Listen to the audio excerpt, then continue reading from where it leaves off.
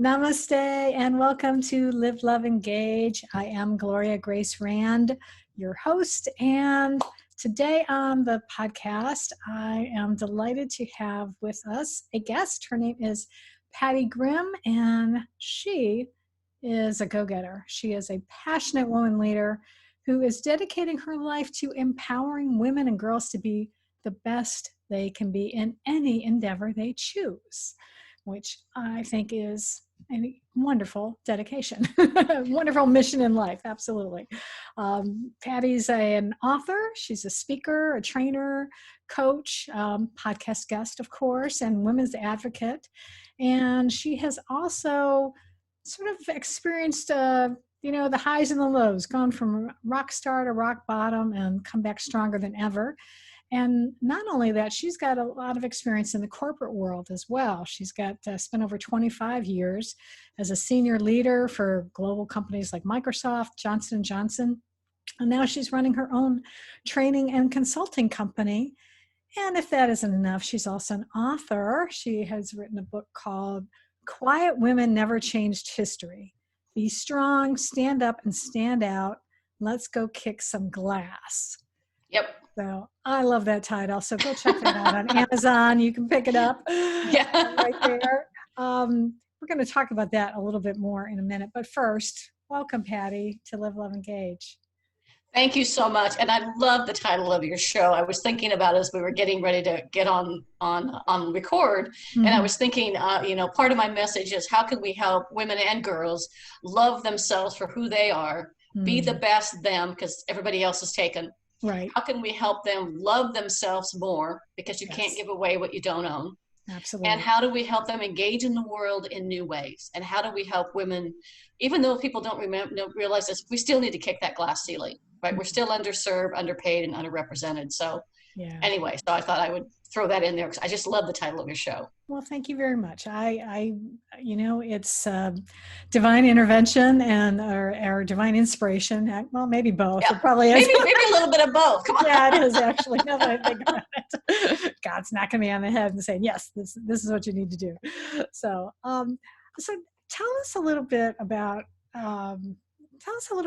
your background. I mean, we've had the great fortune to have been able to chat a little bit. So I know a little bit, but maybe you could share with our listeners and viewers on YouTube a little bit about your background and how you got to where you are today. Well, it's interesting. I probably, like many of you, had a typical, childhood growing up, middle class family, originally born in Wheeling, West Virginia. So in little country towns. And my mother was actually a coal miner's daughter. So I'm a coal miner's granddaughter. Me too. And actually, my mother was born in West Virginia as well, Morgantown. So there you go. Yeah, exactly. And, I had a great life growing up. I had a mom and dad that, my mom was a stay-at-home mom. My dad worked for the same company for 45 years. He taught me I could do anything I wanted to do. And he taught me about compassion and joy and love. And my mom was the youngest of 9 kids and the only girl. So she taught me about being strong and standing up for yourself, because in order to survive, she had to stand up if she had 8 brothers and sisters. Right. And I had the typical life. I mean, I graduated from high school at 16. The thing that might be a little bit different is I went to 6 elementary schools in 6 years. Ooh. So I not only had to make new friends every year, I had to get new clothes. Yeah. So I had to, it was just beyond just anything you could imagine. But, I went to college to be a teacher because I wanted to make a difference in the world. And I thought, well, I'm going to teach children, from a very early age, I wanted to be a teacher. And went into that field, but got laid off because California passed a law that laid off all new teachers. And so I went into banking, and I went from being a part-time teller to being one of the youngest women vice presidents of a major California bank by age 28. Wow, that's awesome. Yeah. And then I had that career, and my dad thought I was crazy. I quit that job and started my training consulting company the first time because I wanted to make a bigger difference in the world. I wanted to help more companies understand that employee engagement and happy employees leads to good profit. And that's all about all the numbers. And so I had that consulting business for a while. 1998, I got hired by Microsoft. I was there 15 years. And I tell people I had 14 amazing years. And the last year is when I went from being a rock star at the top of the corporate ladder and on their executive potential program to really hitting rock bottom. And that experience is what led me to spend 3 years interviewing over 3,200 people about what makes a great woman leader and collecting best practices. And so that inspired me to write my book. And now I have my training company again. I left Microsoft in 2014, so now I have my training company again. It really decided to dedicate it to empowering those women and girls to be the best they can be in any endeavor they choose. Right? Whether they want to be the CEO, or they want to be a stay-at-home mom, or they want to be whatever role they want, how can they be the best they could be? And I kind of discovered these 5 ways to be a great woman leader. And the funny inspiration story for me was that at one point I was writing my book and I was doing all this research. I was super energized and I got blocked. I started thinking, who am I? Who's going to read this book? What if people laugh at me? Who am I to tell people or women how to live better lives when I had been through what I had been through? And that was my real inspiration. I didn't want another woman to experience that. And I was sitting in church on Easter Sunday, right? I stopped writing. For like 6 months, I didn't write a word. Sitting in church on Easter Sunday with the family, and something hit me, like I could have had a VA. I went home. I started writing my book that day. And within less than 90 days, I finished my book and had it published. That's because I had an inspiration that said, it is a message that needs to be shared. Absolutely. Yeah. I mean, as Marianne Williamson wrote in her book, Return to Love, who are you not? Who are you not to shine brightly and to shine, you do have a message to share. Everyone has a message to share. We all have unique things that happen to us. And it's just a matter of gaining the confidence, which I think is what you're all about, is helping women in that way. And why is it so important? I mean, you'd think, we've come a long way, baby, since like the 70s, and yet in some respects we haven't come nearly far enough. So can you share a little bit about what thoughts are? I'm also a research geek, so I'll apologize for that. So what's interesting is that on that particular thing is that women's pay has gone up 1% in the last decade. And they actually say it will take until the year 2277 for women to achieve pay parity if we keep doing the way we're doing things today. And there's lots of things organizations need to do and men need to do, but there's lots of things women can do as well. And that there's still 13 states that have not passed the Equal Rights Amendment, guaranteeing women the right to equal pay. And then, sexual harassment still going on, and all these things are still happening. But to be a confident, strong woman leader, and I'll use the word leader because whoever you are, you're a leader. If you're a mom, you're a leader, trust me. Oh yeah. Leading your family, whatever your role is, you are a leader in many, many respects. And having that confidence, it's like there's the Demi Lovato song, "What's Wrong with Being Confident?" And I tell people there's nothing wrong with being confident. There's something wrong with being cocky and being aggressive, but there's nothing wrong with being a strong, confident person. And they say in business today, confidence is more important than your competence. Oh, that's interesting. Isn't that interesting? Yeah. Well, you know what? Competence can be learned, can't it? It can. Yeah.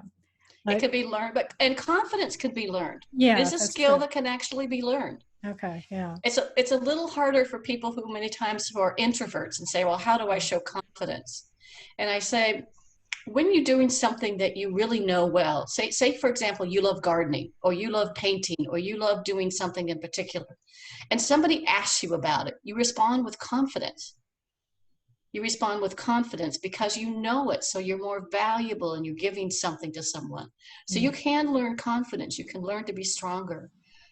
One of the biggest things that gets in the way of women being confident is the fact that many women, and it starts from the time we're little girls, struggle with perfectionism.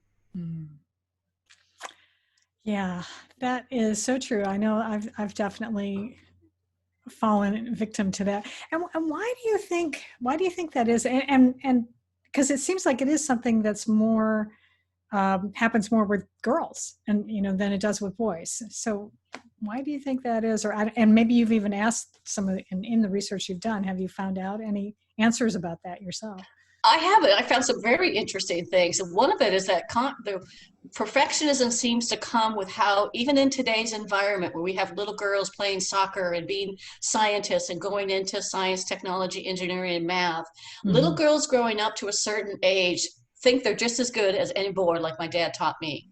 Once we get into that puberty age, girls start to be influenced by too many things around them. And they strive for that perfectionism. They don't have the fact there are young teenage girls getting surgery, so they have a thigh gap that you see many of the models. I mean, the fact that we're getting young girls are getting plastic surgery on anybody getting plastic surgery on any part of their body that God gave them, I just don't understand, but that's okay.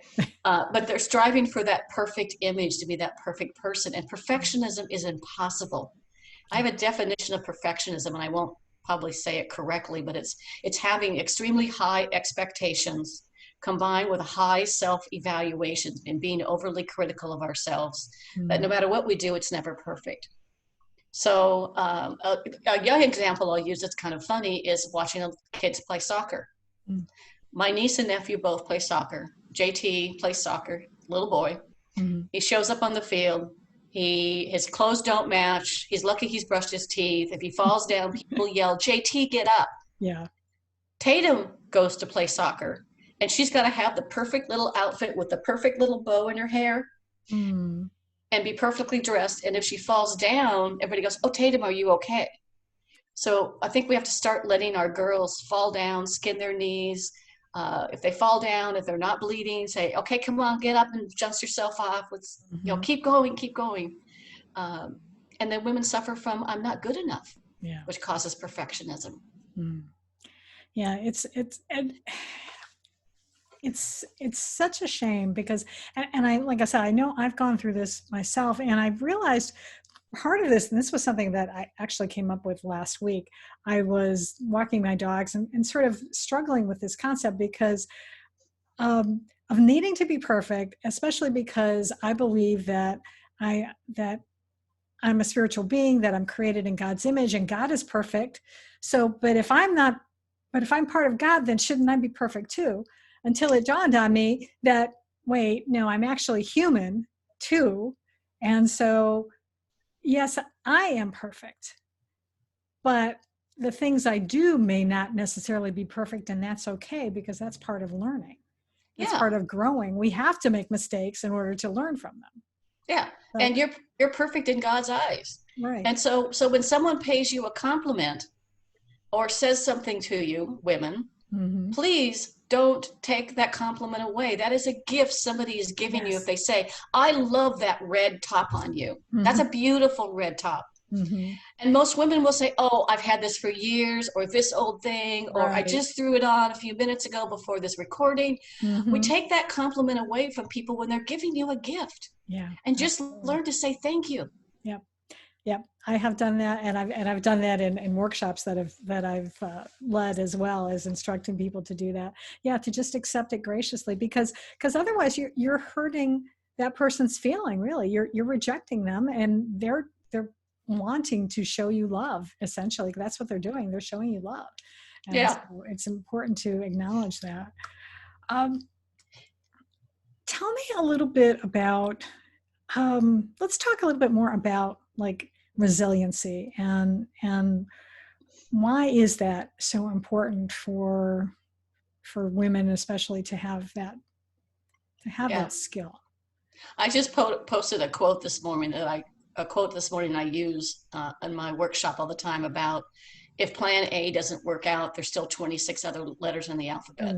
Yes, I saw that. I liked that. Yeah.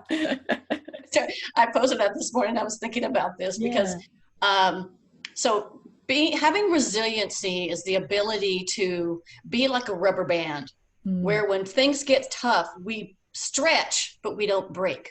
Right. Or a rope, or if you look at a willow tree in a heavy storm, how it bends. Or we live in Palm Springs, California, so our palm trees in the high winds are going back and forth and bending. They don't break. If you're really rigid in situations like we're going through right now, you'll break. You'll absolutely break. So resiliency is that ability to bounce back from adversity and learn from it. And then there's another concept called emotional agility, which is there's IQ, there's emotional intelligence, and there's emotional agility. It's being able to experience life's ups and downs in all its glory and ugliness. Right? Being able to look at things and just almost like stand back when something happens. Like I ask people, what was your first reaction when the country shut down due to COVID-19? And then how'd you feel at it after a week, a month, or how are you feeling about it now? And how much we've adjusted our lives, how fast schools were flexible and resilient and had the agility to do homeschooling immediately for millions of kids around the world. Right. Yeah. So having that ability to bounce back, and that's so important for women because that helps build our self-confidence. That helps us take the next challenge that's coming. That helps us help our children be stronger and more resilient. And we serve as a good role model for everyone around us when we can look at something and, not take it personally and react, but think about it and say, well, instead of saying I'm stressed today, saying, well, gee, I'm kind of noticing I'm stressed today. So what can I do to overcome that? Yeah. And that's what I was going to ask you is like, are there any other ways that women, and maybe this is what you help people with when you're working with clients, how can they start sort of exercising these muscles to be able to start developing that resiliency, developing a little bit more confidence in themselves? Yeah, so I learned this from one of the women I interviewed for my book, and I'm going to dash out the picture for a minute, so I'm going to get a copy of my book. So this is my book, Quiet Women Never Change History, Be Strong, Stand Up, Stand Out, Let's Go Kick Some Glass with a Giant Red High Heel. So when I was interviewing all those 3,200 people, someone put me in touch with this amazing woman named Deb Lewis. And Deb, you know Deb? Deb Lewis. Oh my gosh. I talked to her a week ago, 2 weeks ago. She was one of the first people I interviewed for my book, and she was talking about how she was one of the first women in West Point, and they just celebrated their 40th anniversary of being graduating from West Point. Yeah. So she didn't have a glass ceiling; she had a concrete bunker, and she had incredible stories to tell. Yeah. But what I learned from Deb came out of the military. She also went on to have a 35-year career in the military, commanding troops in Iraq. Corps of Engineers, and she was involved in a lot of stuff. Amazing person. One of those things she taught me was something called the after action review. So when something happens to you and it doesn't go well and you're feeling stressed or defeated, or you're getting ready to react to something, ask yourself what happened, why did it happen, what did you learn from the situation, and what would you do differently next time to create a different result? So if you overreacted to a situation and you blew up at someone, or something didn't go well, or you said something you didn't mean to say, right? What would you do differently next time? Like take a breath, think about it, ask them a question, do something different. Now you can do the same thing when something goes well. So when you do something well and you're showing that confidence and you have the confidence, ask yourself, well, why did that happen? Why did that go so well? What did I learn from it? And what would I do again to create a similar or better result? And that starts to build that resiliency, confidence muscle. So the next time something comes along, you just kind of go, oh, well, I guess we'll learn from this one too. Absolutely. And I don't know if we had talked about that so much, but I love that it's not just focusing on what went wrong, but focusing on what went right. Because I think that is a really key point that sometimes that keeps people stuck, and women in particular, because we're always looking at that perfectionism stuff that you were talking about earlier. Yeah. But if we can look at more objectively at what went right, that really does build the confidence. I'm going to start doing that. Yeah. I do it all the time. I probably do, but I want to be more conscious of it, mindful. Well, here's a funny thing. I have this weird flaw. This weird thing about me is I like to look up what words mean, right? Or where things came from. And one of the funny ones I talk about is that I wonder who in the world hundreds and thousands of years ago looked at an artichoke, an ugly, thistly bush, and thought this would be good to eat if you boiled it for an hour and dipped it in butter or mayonnaise or some kind of thing. Whoever thought Right. about Yeah, yeah. But I like to look at what words mean, right? So I looked up the word. One time it was popular in business to call people subordinates. So that I got to look at what that means. Well, sub is below, right, and ordinate is ordinary. So when somebody calls your employees subordinates, they've just called their people below ordinary. Oh, wow. So the Yikes. same thing happened with the word react. Everybody was talking about, let's be proactive, not reactive. Right. So besides the chemistry, definition of reaction, where you put one chemical into another and something happens, it explodes or something happens to it. Yeah. When we react as a human, our brain goes from this front part of our brain where we're thinking rationally to the back part of our brain, which is that fight, flight, flee, caveman response. Right, right. And we react. Yeah. So when you react, the definition is you are acting without thinking. Therefore, you've engaged your head without your mouth. And how often does that turn out well? Not as often as we have that thought bubble. Gotta get that back. Yeah. So you can learn these skills, and a couple of things that I talk about in the book is, number one, women need to understand to play to their strengths. Know what your strengths are, because if you find roles and careers that fit your strengths, you're not going to be a round peg trying to fit into a square hole. You're going to find strengths where you're going to be more productive, you're going to be happier, and you're going to be more successful. Right? So play to your strengths. The second one is stand up. So I encourage women to write their own personal leadership vision about the kind of leader they want to be, the kind of legacy they want to leave in the world, and actually spend some time and write it down. I want to be known as a credible, compassionate, smart, caring, whatever leader, and then make career and life decisions based on where you're going to fill that vision. And then the third one it really relates to confidence in many ways, is be valuable, be visible, be vocal. So to gain confidence in a skill area, get really good at it. Become a master at your craft. Yeah. So when somebody asks you a question, you've got it. And stand up and stand out so that you can be that more visible, valuable, more vocal. Stand up for yourself and help lift other women up. Pay it forward, help support other women. Yeah, absolutely. Yeah, that's really good advice. And actually, I'm reading You Were Born Rich by Bob Proctor. And the chapter that I was on today was actually talking about mastery. And if you just spent an hour a day studying, doing something to help you to grow in your, whatever it is, your profession, whatever it is that you want to learn, that it will just, it just adds up tremendously. And your income will go up, everything will increase because you have done that. You become that master. And what do they say, 10,000 hours or something is I know I've heard before is what you can spend to be able to become more proficient at something. Yeah, and just like today, you can do YouTube videos. You can watch TED Talks. You can go online and get free online classes or very inexpensive online classes through LinkedIn Learning or Udemy or a whole bunch of different things you can do. Go to community colleges, take a certificate course, volunteer. Yeah. Oh, yeah. Volunteer in a new area. If you're in a company, and you're interested in a new area, volunteer to be on a cross-team project so you develop broader skills, and that will increase that confidence and your competence. Kind of both at the same time. Yeah, absolutely. Yeah, they do go hand in hand very well. Is there any other tip or well, actually, before I even go there, tell me a little bit about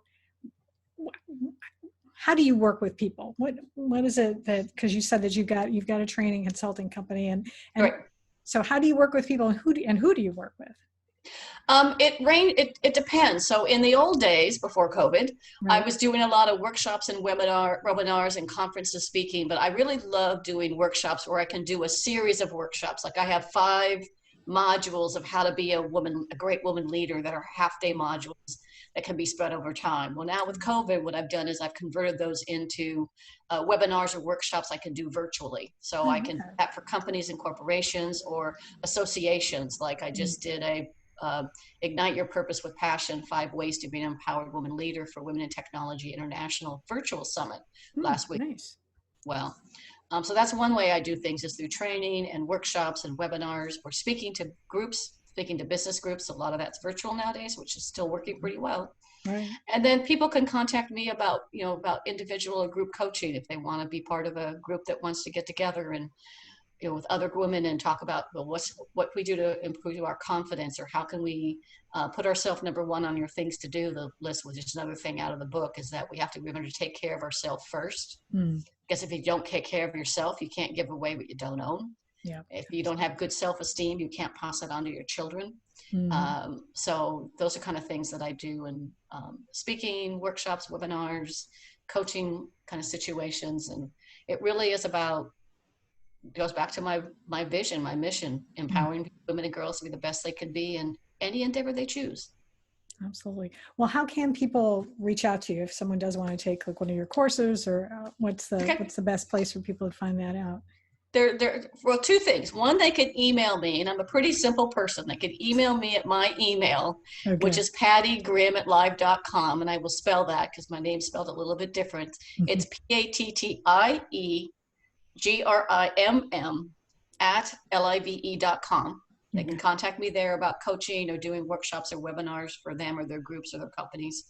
The second thing is I have a special offer for listeners on my book. So the book's normally $18.95 on Amazon.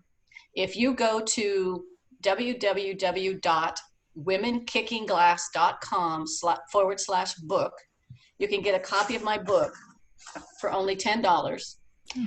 With that, you get free shipping and handling in the U.S. Have to charge outside the U.S. And there's $200 in free bonuses, one of which is a 30-minute video training of me going through the 5 ways to be an empowered woman leader. There's a guide, how to write your personal vision. There's a career decision-making guide in there, and there's other bonuses people can decide if they want as well. So that's something that they can get the book for $10, and then they get all the free bonuses. And then you can obviously email me if you want me to speak to your company or your group, because we still need to kick that bloody glass ceiling. Absolutely. Well, that is a tremendous deal. And I will make sure that I have all that information in the show notes. So if you're not able to write that down at the moment, go to liveloveengagepodcast.com and you'll be able to get that information. Is there any other last bit of advice that you have, even maybe even particularly with the challenging times that we've been living in this year with our lovely pandemic that we've had? Anything else to maybe encourage women out there that you'd like to share? Yeah, I did a workshop the Saturday before COVID for 50 junior and senior high school girls that were part of a program called Tech Girls. Okay. And I'll give a couple pieces of advice, but here's what I told the young girls. I want you to be brave, I want you to be bold, and I want you to be brilliant, because the best is to come, right? And even in today's environment of COVID, right, we all have to come up with plan B, C, D, F, G, all the way to Z. We've got to have some other way of figuring out how we're going to continue to live our lives. So like I said, I'll go back to the title of your show. Remember to live your best life, to be the best you, to love yourself unconditionally, and to engage people in a way that when they leave you, they feel better. There's a great quote by Maya Angelou, which says, people won't remember what you said. Right. People won't remember what you did, but they'll always remember how you made them feel. Yeah. And so be brave, be bold, be brilliant. Awesome. That is great advice. I love it. Thank you so much for being here today. I am so delighted to share you with the world and share your brilliance. And hopefully we have inspired some women out there today to be brave, be bold, and be brilliant. And until next time, I will give my version of Live, Love, Engage, which is to go out there and to live fully, love deeply, and engage authentically. Awesome. Well, thank you so much. It was such a pleasure, Gloria. Thank you.